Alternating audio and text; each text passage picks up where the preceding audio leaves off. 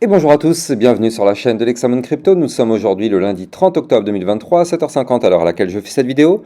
On va faire un point bien sûr comme d'hab sur le Bitcoin, on va regarder quelques cryptos du top 100 et on démarre d'abord avec cette map qui est une bonne partie dans le vert.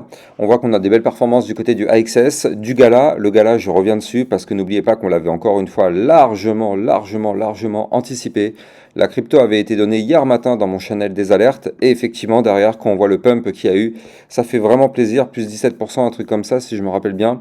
Donc franchement c'était assez incroyable, encore une fois, donc ça si vous le souhaitez, vous pouvez rejoindre ce channel des alertes, vous l'avez en description des vidéos. Vous avez aussi donc le EX, le BTT et le RLB qui ont pas mal performé hier. Allez, tout ça c'est parce que notre Bitcoin a fait un petit pump de 0,6% hier. On va regarder en détail tout ça. On démarre avec cette vue jour sur le Bitcoin. Bien sûr, je rappelle à tout le monde que tout ce que je vais dire dans cette vidéo ne sont en aucun cas à prendre pour des conseils financiers. Alors, notre Bitcoin en vue jour, qu'est-ce qu'on voit? Eh bien, on voit que là, on a fait une clôture hier, une toute petite, vraiment minuscule clôture au-dessus du dernier plus haut. Donc là, ça confirme toujours la tendance haussière, vu qu'on a fait un point haut plus haut que le précédent. Maintenant, regardez quand même. C'est vraiment à quelques millimètres. Hein. On va pas se mentir, on est en perte de volume là. On est en perte de volume. Certes, on est toujours en tendance haussière en vue jour avec ce point haut plus haut que les précédents. Mais on va pas se mentir, moi ce que je vois plutôt c'est ça. L'apparition d'un double top. Même s'il n'est pas encore validé, on a le premier top qui est là. Le deuxième top qui pourrait arriver. Et là dans ce cas-là, ce serait un effondrement si on arrive à faire ça. Maintenant, je rappelle que tant qu'on est sous la résistance des 34 818, eh bien, c'est pas la peine d'espérer quoi que ce soit, nous sommes bloqués. C'est une résistance, on n'ira jamais chercher des points plus hauts tant qu'on ne break pas cette résistance. On est en vue jour, donc tant qu'on ne fait pas une clôture jour au-dessus de cette résistance, eh bien c'est mort. Et donc là, même si hier on a fait un petit pump, eh bien, moi dans ma vidéo d'hier matin, je vous avais dit qu'il y avait un potentiel retour au 35K hier ou aujourd'hui. Et effectivement, hier, on est quand même venu taper les 34 775. On n'était pas loin quand même. On n'était pas loin, sachant qu'on avait démarré la journée aux alentours des 34 000 $. On a quand même eu un beau petit pump hier, mais on n'a pas été tapé ma target. C'est un peu dommage, mais bon. C'est le jeu, on ne peut pas tout le temps avoir raison. Maintenant, voilà. Là, on va quand même se méfier parce que je mets en avant quand même le scénario bear. Je le mets en avant parce que là, il commence à se matérialiser au travers de cette figure chartiste. Alors même si, comme je vous le disais tout à l'heure, elle n'est pas validée, il manque toute cette partie-là, hein. Il manque toute la partie de droite. Donc pour l'instant, elle n'est pas du tout validée. Et je rappelle, pour l'instant, ce qui prime, c'est que là, on vient de faire un point haut plus haut que les précédents. Donc on reste dans une tendance haussière. Maintenant, je préfère en parler quand même, c'est que si jamais on chute, on ira chercher le support des 33 995 $. Et si jamais ce support vient à lâcher, et qu'on arrive ici sur la ligne de coup du double top qui se trouve à 33 911, eh bien, du coup, là vous l'avez compris, malheureusement, ce sera pour faire un double top et ce sera pour entamer un retracement. Je rappelle qu'un double top, c'est une figure chartiste de retournement baissière. D'ailleurs, pour tous ceux qui veulent apprendre les bases du trading, vous allez trouver sur mon site internet, ici, vous tapez dans la petite barre de recherche double top, hop, double top, et vous allez le trouver. Donc effectivement, c'est ici que ça se passe. C'est des vidéos formation gratuites en libre accès, n'hésitez pas à taper dedans. Donc là, effectivement, on a ce potentiel double top en cours de formation. Pas encore validé pour l'instant, mais à prendre quand même en compte. Par contre, si jamais on arrive à breaker en vue jour les 34 818 avec une clôture validée, confirmée, pullback compris ce niveau-là, eh bien effectivement, vous l'avez compris, ce sera pour breaker ce niveau-là et pour aller chercher des points plus hauts. Donc effectivement, prochain point plus haut, 36 281 $. Donc on n'y est pas encore, mais il va quand même falloir surveiller ça de très près. Mais bon, moi, ça fait quand même plusieurs jours que je vous en parle. Je vous dis qu'après un pump comme celui qu'on a eu ces derniers jours, eh bien, ça sent le retracement à plein nez. On ne peut pas se dire qu'on va continuer de monter to the moon de façon verticale comme ce qu'on a connu. Au bout d'un moment, il y a toujours un retracement et peut-être que là, il aura lieu très bientôt, malheureusement. Surtout que ça se corrobore avec ce momentum MACD, vous le voyez en vue jour, qui s'apprête bientôt à faire un cross bear. C'est-à-dire que là, les boules commencent à perdre un petit peu la main. On le voit là au niveau de ce tracé. Donc là, attention, hein, les Bears risquent de reprendre la main bientôt. Si la ligne bleue passe en dessous de la ligne orange, malheureusement, bah là, voilà, les Bears auront gagné le combat. On risque d'avoir un retracement un petit peu plus prolongé. Donc il faudra vraiment se méfier de ça. Maintenant, quand même, des petites bonnes nouvelles. C'est que là, je suis passé en vue 4 heures cette fois-ci. Et donc en vue 4 heures, bon, bah pour l'instant, il n'y a pas d'inquiétude, hein. En vue 4 heures, pour l'instant, entre guillemets, ça va. Ça va parce que nous sommes toujours au-dessus d'une ligne de tendance haussière. Vous le voyez? À chaque fois qu'on touche ma ligne bleue, eh bien, on rebondit parfaitement dessus et ça va. On s'en sort bien. Maintenant, ce qu'il faut quand même se garder en tête, et vraiment de façon très sérieuse, c'est que là aussi, on le voit très bien hein, sur ce schéma. On le voit que là, eh bien, on fait des points hauts vraiment beaucoup plus bas. Donc attention quand même, franchement, attention parce que la cassure de cette ligne de tendance haussière par le bas pourrait entraîner un mouvement. Surtout qu'on le voit au niveau de ce tracé, les bandes de Bollinger sont resserrées. Donc là, on sait qu'on va avoir un mouvement volatile qui est en cours de préparation, qui devrait arriver très bientôt. On espère bien sûr que ce mouvement sera par le haut, mais là, si on break malheureusement cette ligne de tendance haussière par le bas, ce sera pour amorcer un mouvement baissier, pour aller chercher les 33 995, puis les 33 676. Et ici, niveau Fibonacci, 0,236 à 33 063, avant de retracer de façon un peu plus forte pour aller chercher les 32 859 $, voire même les 32 500 $. Donc attention quand même, attention à ne pas breaker ici. D'ailleurs, je vais me mettre une petite alerte comme ça. Je sais que je ne vais pas rater le mouvement. Pour shorter, pourquoi pas. Hop. Mais effectivement, il faudra vraiment se méfier. Par contre, ce qu'on voit, c'est qu'on arrive quand même dans un point de convergence. C'est-à-dire que là, on est comprimé entre la ligne de tendance haussière qui est ici, mais on a aussi une ligne de tendance baissière qui est ici. Vous le voyez? Donc là, ça veut dire que là, dans le triangle orange que je vous ai dessiné, donc c'est-à-dire dans les prochaines 10 x 4, donc 40 heures, dans les prochaines 40 heures, eh bien, il va se passer un mouvement.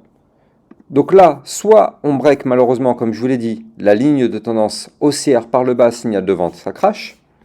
Mais on peut très bien aussi parfaitement breaker la ligne de tendance baissière par le haut et prolonger le mouvement. Donc là, on n'a pas de boule de cristal, hein, personne au monde peut savoir qu'est-ce qu'on va faire. Mais on voit que là, la ligne de tendance haussière étant une zone de support, donc là, dans les prochaines 4 heures, il ne faut surtout pas breaker les 34 191 $.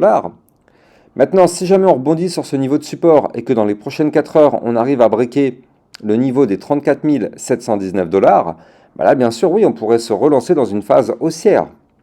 Mais pour l'instant, quand même, on est plutôt vers le bas, c'est-à-dire vers la ligne de tendance haussière, donc la zone de support qu'il ne faut, quoi qu'il arrive, pas lâcher. Alors bien sûr, toutes les 4 heures, mes niveaux montent, parce que là, vous le voyez ici, c'est une ligne de tendance haussière, donc à chaque fois que les bougies vont s'enchaîner, bah forcément les niveaux sont de plus en plus hauts. Donc ça, je vous les donnerai sur mon channel des alertes. D'ailleurs, je rappelle que si vous voulez vous tenir informé de ce que fait le Bitcoin en temps réel, avec des alertes et des analyses techniques, ainsi que les altcoins, n'hésitez pas d'aller regarder en description de mes vidéos, vous allez trouver le lien justement pour aller dans ce channel des alertes. Et donc là, ce qu'il faudrait, comme je vous l'ai dit, c'est qu'on arrive à rebondir ici sur la ligne de tendance haussière. Boum, on rebondit, on va chercher la ligne de tendance baissière, on la pète par le haut, signal d'achat, on pump, on revient faire le pullback, on essaye de la garder et on décolle. Moi, c'est ça le scénario que j'aimerais bien voir, mais maintenant, je reste quand même assez réaliste. Certes, on rebondit sur la ligne de tendance haussière, mais on fait des points hauts quand même moins hauts que les précédents. Donc ça, on va pas se mentir, ça sent pas bon. Ça, couplé avec le double top tout à l'heure en vue jour, ce sont pas forcément des bonnes nouvelles. Maintenant, tout ça peut être annulé. Si on break cette ligne de tendance baissière, on décolle, ça annule effectivement ces patterns baissiers. Donc effectivement, il y a juste à garder ça en tête. Mais voilà, il faut quand même se dire que là, avec ces bandes de Bollinger quand même très très resserrées, prenons ça avec des pincettes quand même. Prenons ça avec des pincettes. On jette un petit coup d'œil vite fait au calendrier économique. Donc là, on va avoir aujourd'hui à 15 h la confiance des consommateurs, mais on va avoir surtout... non, pardon, pas aujourd'hui. Le mardi 31 octobre à 15 h la confiance des consommateurs, mais le mercredi 1er novembre 2023, création d'emplois non agricoles, indice PMI manufacturier, le rapport GOLTS, stock de pétrole brut et surtout communiqué du FOMC et les décisions de la Fed sur les taux d'intérêt. Donc là, ce qu'on voit, c'est qu'au niveau des taux d'intérêt, on ne s'attend pas à une hausse. Donc là, il faudra faire très attention mercredi, parce que si on a une hausse, on aura un marché financier qui va cracher et un Bitcoin qui va suivre, donc qui va cracher. Ceci n'est pas un conseil financier, mais là, comme vous le voyez, on avait actuellement 5,5. On s'attend à 5,5, donc on ne s'attend pas à une hausse. Le consensus s'est accordé sur une stabilisation des cours. Donc si on a une hausse, ce ne sera pas du tout anticipé. Par contre, si on a une baisse des taux, par contre, ce serait une excellente nouvelle. Maintenant, on verra bien, ce sera mercredi en tout cas à 19h. Et puis à 19h30, conférence de presse du FOMC, Jérôme Powell qui prendra la parole.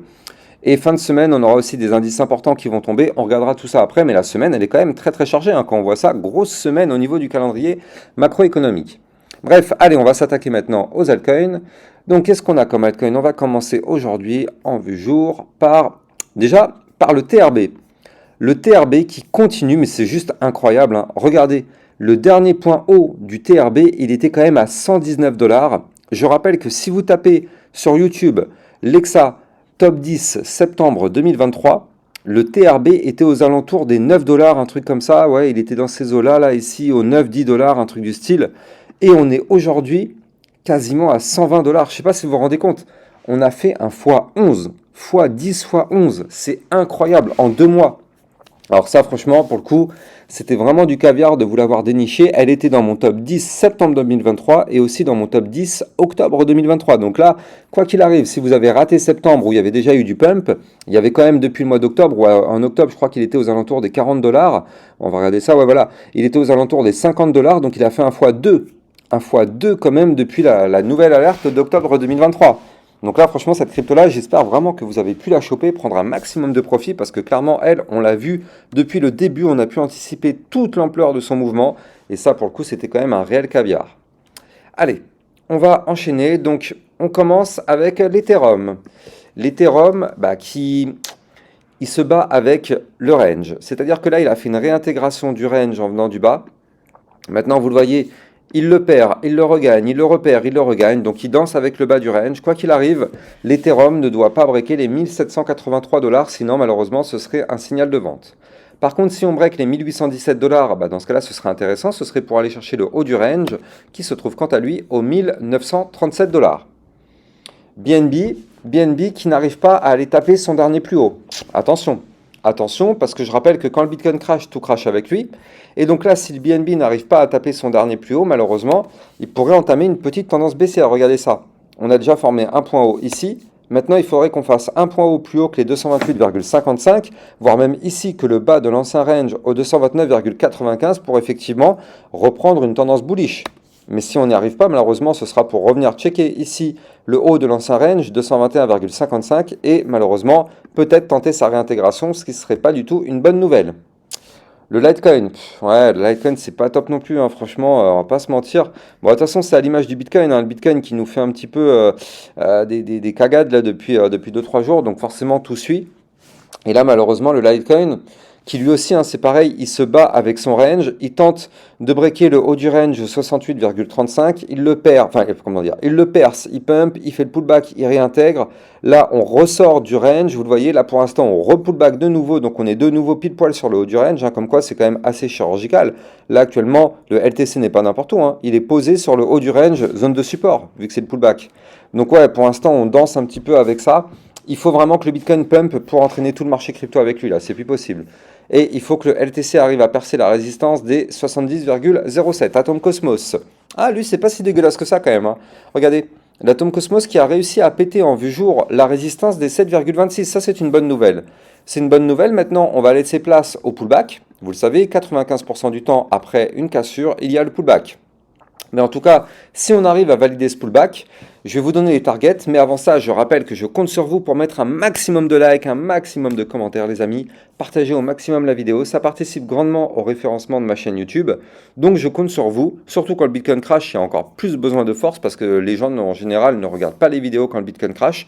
Ils regardent surtout quand le Bitcoin pump. Donc, je compte sur vous, même si ça crash, pour mettre des likes et des commentaires. Moi, je suis là tous les jours avec vous pour vous donner toutes les informations. Bref.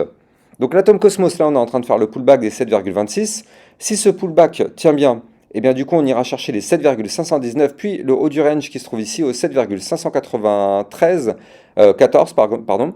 Par contre, si on arrive à breaker ce niveau-là, là par contre l'Atom Cosmos pourrait s'envoler pour aller chercher pourquoi pas les 8,256, voire même ici les 8,557. Donc on va suivre ça de près. Moi de toute façon j'ai mis ma petite alerte, mais on n'y est pas encore. Le Chainlink. Lui pour l'instant il consolide, hein. Regardez ça. Mine de rien, il a breaké ici la zone de résistance des 10,703. Puis derrière, ici, il consolide. Ça, c'est plutôt pas mal, hein. Il consolide. Pour l'instant, le support des 10,703, il tient bon. Donc ça va. Maintenant, ce qu'il faudrait, c'est arriver à breaker ici la résistance des 11,179. Puis, on ira chercher les 11,812 avant d'aller chercher les 12,400. Ça, c'est dans le scénario bull. Maintenant, si le Bitcoin se met à cracher, le Link va cracher avec lui en breakant par le bas les 10,703 pour aller chercher potentiellement ici les 10,180, voire même les 9,668 ou les 9,477. Le Shiba, toujours bloqué par la résistance, regardez ça, hein. On est bel et bien bloqué par la résistance. Tant qu'on ne break pas de façon validée, confirmée, pullback compris, les 0,008037, malheureusement, on est bloqué. C'est la résistance. Là, on est bloqué. Si Bitcoin crash, on sera rejeté par la résistance. Boum, on risque de revenir chercher la zone de support des 0,007489. Donc, attention à ça sur le Shiba. Par contre, si on pète, direction ici, moyenne mobile 200 périodes 0,008380, puis 0,008845, prochaine résistance. Le Solana qui n'arrive pas, lui non plus, à breaker son Fibonacci à 32,951, voire même ici d'ailleurs, c'est quand même assez chirurgical la touchette qu'on a faite ce matin sur la zone de résistance au 33,171. Regardez ça, hein, on est venu la toucher au millimètre près, ici là, regardez cette touchette, tac, pile poil sur ma ligne. Donc là, ça prouve qu'elle est quand même très bien dessinée, c'est une belle zone de résistance, donc on n'a pas le choix, si on veut du pump sur le Solana, il faut breaker cette ligne au 33,171 avec une clôture validée, confirmée, pullback compris, pour aller chercher les 37,325 prochaines résistances. Maintenant, on n'y est pas encore. Si on se fait rejeter, ça fera potentiellement un double top là encore à l'image du Bitcoin. Premier top, deuxième top, bim, on crash. On revient tester les 29,975.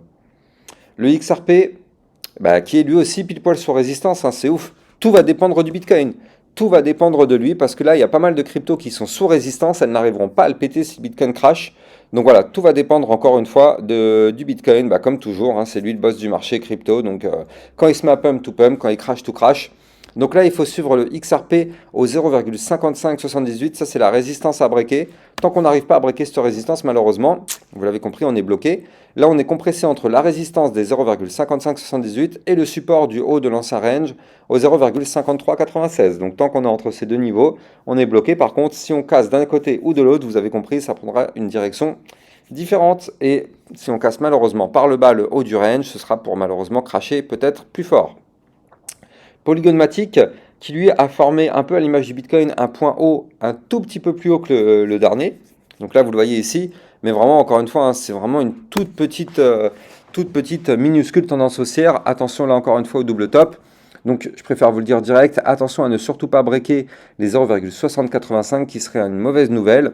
Par contre, ce qu'il faudrait, c'est qu'on arrive à breaker ici la résistance des 0,6492 pour aller chercher la moyenne mobile 200 périodes à 0,6895, voire même la prochaine zone de résistance au 0,7707. Voilà, j'espère que vous avez kiffé cette vidéo. N'oubliez pas encore une fois de liker, commenter, partager au maximum cette vidéo. Comme ça donne de la force à ma chaîne YouTube. Ça permet aux algorithmes de mieux référencer mes vidéos. Quant à moi, j'ai plus qu'à vous souhaiter une excellente journée. Je vous dis peut-être à ce midi pour une prochaine vidéo. Dites-moi en commentaire quelle vidéo vous voulez ce midi. Solana, Shiba, n'importe quoi. Dites-moi et en fonction des commentaires, je ferai celle qui est le plus demandée. Passez une excellente journée. Ciao, ciao.